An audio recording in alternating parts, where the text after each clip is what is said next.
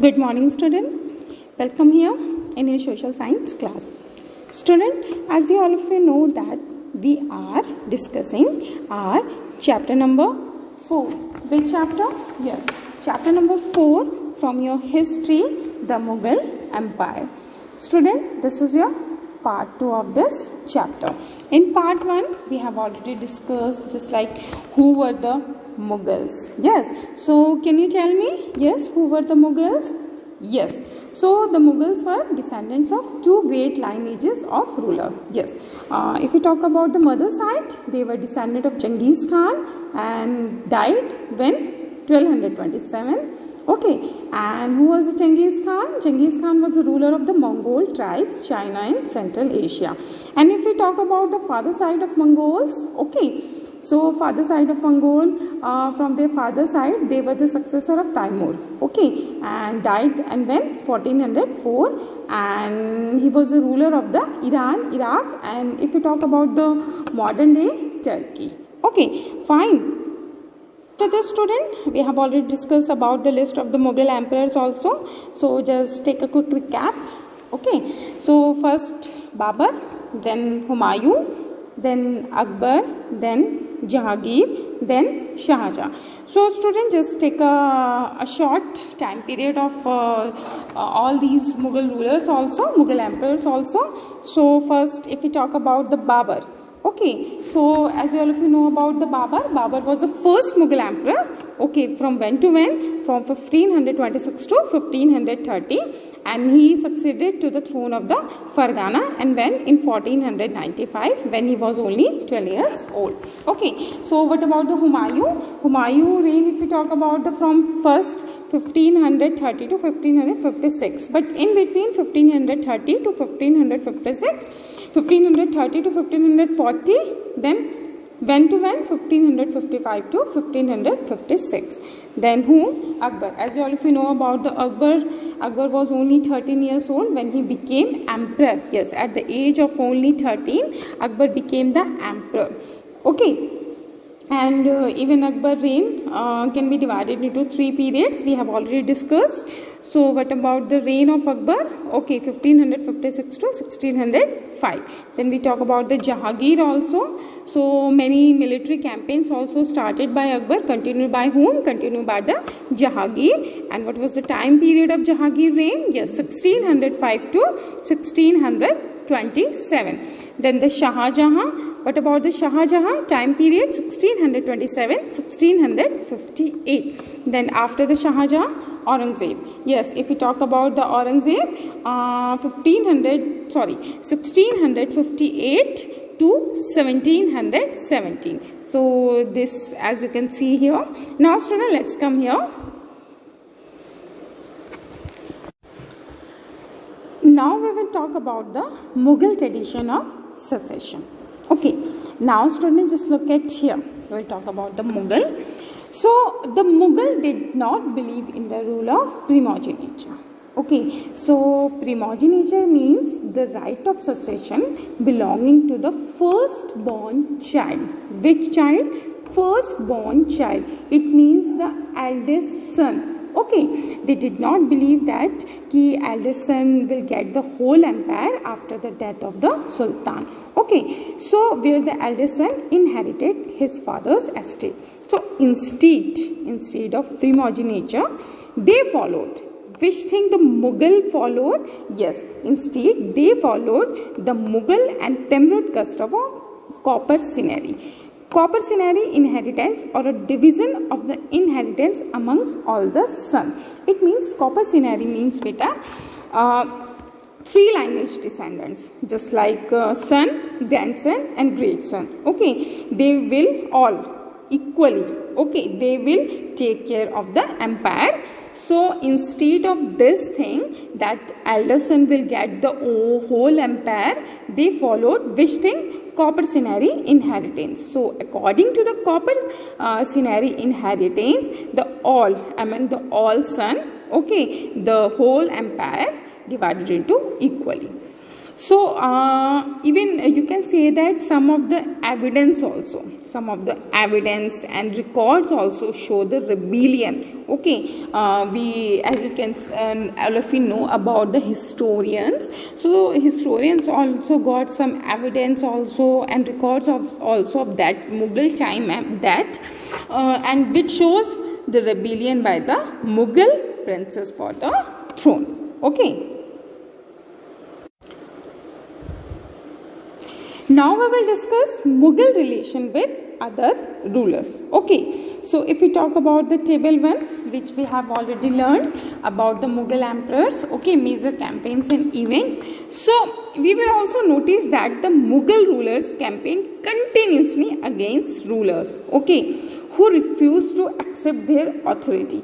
जो मुगल campaigns थे वो continuous चल रहे थे against whom? Against those ruler who refused to accept the Mughal authority. जो मना कर रहे थे कि हम मुगल की जो authority है हम उसको accept नहीं करेंगे. But as the Mughal became powerful, okay, that time after many campaigns, after many battles, okay, who became powerful? The Mughals. Okay, so when the Mughal became powerful, many other rulers also joined them voluntary. Some of the rulers also joined them voluntary without any argument and all, without any battle and without any fight. तो उन्होंने अपना आप ही अपनी मर्जी से Mughals को join कर लिया. So because of this, the Rajput are a good example of this. Who? Yes, Rajputs are a good example of this, because when the Mughals became powerful, they joined them voluntarily. Okay, so many of them even so many of them married their daughters also. Many of Rajputs married their daughters also into Mughal families, okay, and received high position. So but many resisted as well. Just look at here. So here, as you can see, the mother of Jahangir. If we talk about the mother of the Jahangir, so she was a Kachwa princess. Okay, which princess? Yes, Kachwaha princess. Sorry. So the mother of Jahangir was a Kachwaha princess, and she was a daughter of the Rajput ruler of Amber, modern day Jaipur. So who was mother of Jahangir? She was a princess, and which princess? Yes, Kachwaha princess and daughter of the Rajput and ruler of modern day Jaipur. The mother of even Shah Jahan also. If we talk about the mother of Shah Jahan, so the mother of Shah Jahan also, she was a Rathore princess. Okay, and she was also a daughter of the Rajput ruler of Marwa, Jodhpur. So now you got it. So some Rajput are good example for this, who join whom? Mughal voluntary. So these are the two examples, mother of Jahangir and the mother of Shah Jahan. After this, student, but if we talk about the Sisodia Rajputs, who? Yes, but if we talk about the Sisodia's Rajput of Mewar, refused to accept Mughal authority for a long time. Sisodia जो राजपूत थी उन्होंने साफ मना कर दिया. Okay, Sisodia Rajput from where? Sisodia Rajput of Mewar. But they उन्होंने बिल्कुल refuse कर दिया that they will not accept the Mughal authority. Okay, but once defeated again battle and fight and all. Okay, so once defeated, however, they were honorably treated by the Mughals. Okay, who? Sisodia Rajput were treated by honorably treated by the Mughals. So Mughals ने क्या किया? Okay, they were honorably treated by the Mughals, given their land वतन back. उन्होंने उनका ही जो land था, okay, वो उन्हें वापस दे दिया. एंड असेसमेंट वतन जागीर उन्होंने कहा. ठीक है, कि उनको उनके ऊपर उन्होंने रूल करने के बाद उनको इंसल्ट नहीं किया. ओके, उनको ऑनरेबली ट्रीटेड करने के बाद उनको गिवन देयर लैंड वतन बैक एज असेसमेंट वतन जागीर. But that those land of whom? Yes, Mughals. Okay, so the careful balance between defeating but not humiliating. Which balance is must? Yes, defeating but not humiliating their which one? Opponents. Okay, so opponents which thing enable the Mughal to extend their influence over many kings and chieftains. Opponents means beta a person who disagrees with someone's action. So as you all of you know about, in table 1 we have already read this thing. Aurangzeb insulted. Who insulted? Yes, Aurangzeb insulted Shivaji when he came to accept Mughal authority. Yes, so Aurangzeb insulted Shivaji, who escaped from Agra and declared himself as independent king and resumed his campaign against the Mughals. That time all of you know about, when the Shivaji came to accept Mughal authority. So for this, fine. So now the questions, next thing. Okay, what about the Mansabdars and Jagidars? Okay, so first we will talk about the Mansabdar. So as the Mughal expanded to encompass different regions, the Mughal recruited diverse body of the people. So that time when the Mughal expansions expanded, okay, जैसे जैसे मुगल का जो expansion था वो expand होने लगा. Now they started recruiting different people. Why they started recruiting different people? Because to take care of their empire. Yes, because to take care of their empire. If we talk about the first thing, okay, that time they only appointed Turkish nobles. Okay, Turanis, they expanded. Okay, just like Turanis, they expanded. But after this, okay, they expanded, they include others also. Just like which one? Yes, Iranians. Okay, then Indians also, then Muslims also, then Afghans, then Rajputs, okay, and Marathas and even other groups also. पहले तो जो उनके nobles होते थे, they belong only from where? From Turkish nobles. It means Turanis. But after the expansion, okay, whenever so they include others also, just like which one? Yes, Iranians. Okay, then Indian, Muslim, Afghans, Rajput, Marathas and other groups. Those who joined Mughal service were enrolled as Mansabdar. So here the word come here. What do you understand by Mansabdar? Those, okay, who joined Mughal service. जो भी Mughal service को join करते थे, they were enrolled as Mansabdar. So as we all of you know about, the term Mansabdar referred to an individual. Okay, it refers to which thing? Yet it refers to an individual who holds a mansab, or meaning a position or rank. So what the meaning here? It was a grading system used by the Mughal. Which system? Grading system. Just take an example of your class. Okay. Grading system. First position student, second position student, third position student. So same thing about the which thing? Yes, grading system. So the term Mansabdar refers to an individual who holds a mansab, meaning a position, okay, position or a rank. So it was a grading system. So fixed by whom? Okay, used by whom? Mughals. Okay, the first one, rank, which is the first one. Then rank, then the second one, salary, and the third one is military responsibility. Okay, got it? The first one is rank, the second one is salary, and the third one is military responsibilities. So rank and salary were determined by a numeral value. Okay, first we will talk about the rank and salary. So जो rank or salary, it were determined by which thing? Numeral value, and it is called Zat. Okay, so same, the higher the Zat, the more prestigious was the noble's position in the court and the larger his salary. Okay, just like example also student, Jat ranking, as you can see, nobles with a Jat of 5,000. Okay, just take an example.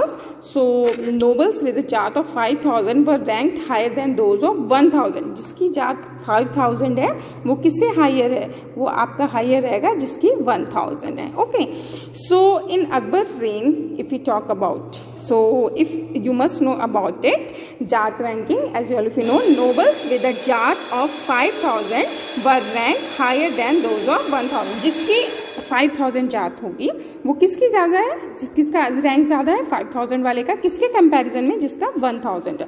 Okay, if we talk about the in Akbar's reign there were 29 mansabdars. How many mansabdar in Akbar reign? Yes, you must know about 29. Okay, how many? 29 mansabdar, rank of 5000. Okay, but by the Aurangzeb reign the number of mansabdar has increased.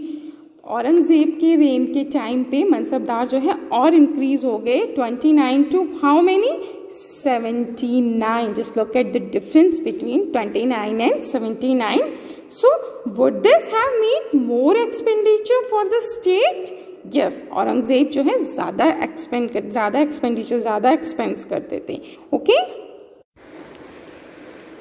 now student, just look at here some questions also. As you all of you know that today I will not upload worksheet with this video, so just look at some questions also related to the topic. So as you all of you know that we have discussed, look at the question number 1. Give the name of all Mughal emperors. So first one, the Babur, Humayun, Akbar, Jahangir, Shah Jahan, Aurangzeb were the Mughal emperors. Okay, which in this chapter, so which one? Babur, Humayun, Akbar, Jahangir, Shah Jahan, Aurangzeb were the Mughal emperors. So now let's come here. Who was mother of Jahangir? Yes, as you can see, if we talk about the some of the Rajputs who joined the Mughal, okay, who joined the Mughal voluntary. So Rajput, so here as you can see the mother of Jahangir was, okay, so the mother of Jahangir was a Kachwaha princess. Which princess? Kachwaha princess, daughter of the Rajput ruler.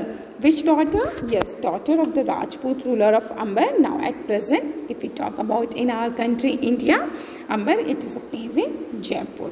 Okay, now just look at the next one. Who was mother of Shah Jahan? Okay, whom's mother? Okay, who was the mother of Shah Jahan? So the mother of Shah Jahan was a Rathore princess. Okay, which princess? Yes, Rathore princess. And daughter of whom? Daughter of the Rajput ruler of Marwar, Jodhpur. Just look at the difference. Okay, here the Jaipur. Okay, Amber, Rajput ruler of Amber, and which one? Jaipur, mother of Jahangir. And if we talk about the mother of Shah Jahan, so Marwar, Jodhpur at present. Now just look at the question number 19, student. Who refused to accept Mughal authority up to a long time? So the Sisodia Rajput of Mewar. Which one? Yes, the Sisodia Rajput of Mewar refused to accept Mughal authority for a long time, but okay, then after this they accepted. Got it? Now just look at the next question, student. Here, as you can see, we have already discussed what is the rule of primogeniture. Okay, so in Mughal tradition of succession, we have already discussed the Mughal did not believe in the rule of the primogeniture. Okay, so what is this rule? So what is the rule of the primogeniture in law? Okay, primogeniture, it is a rule, okay, inheritance, whereby father estate descends the eldest son. Okay, the right of succession belonging to the firstborn child. Which child? Okay, firstborn child, and it means the eldest son. Got it? Now just look at the next question. Now student, just look at here, look at this question. When did Meherunisa receive the title Noor Jahan? So here the first question also come arise. Who received Noor Jahan title? Yes, Meherunisa. Okay, so who received? Yes, Meherunisa received the title Noor Jahan. And when? So after the marriage. Okay, when the Meherunisa married the Emperor Jahangir. Whom? Yes, when the Meherunisa married the Emperor Jahangir. And when? In 1611. Okay, so that time she received the title Noor Jahan. Is it clear for everyone, student? So Meherunisa married whom? Meherunisa married the Emperor Jahangir. And when? in 1611. So that's why after the married, when she married Emperor Jahangir, she received the title Noor Jahan in 1611. Okay. Now student, just look at this question also. What was the Mughal tradition of succession? This question. So क्या था? Okay, so as all of you know that they followed the Mughal and Timuride custom of copper cinerary inheritance. Which thing? Yes, as all of you know, the Mughal did not believe in the rule of primogeniture. Okay, and where the eldest son inherited his father's estate. So they followed which tradition? Yes, they followed the Mughal and Timuride custom of copper cinerary inheritance, or a division of the inheritance amongst all the sons. It means 3 lineage descendants. Okay, so they will take care कि सारे जितने भी सन हैं, okay, so उनके बीच में ही सब क्या है, उनका स्टेट जो है इक्वल डिस्ट्रीब्यूट होगा. They will take care. Fine. That's it. I hope this is clear for you everyone. So later on we will discuss about some other important topics of this chapter. Okay, where I will upload the worksheet also. So student, for today that's it. Thank you all of you. Have a nice day ahead.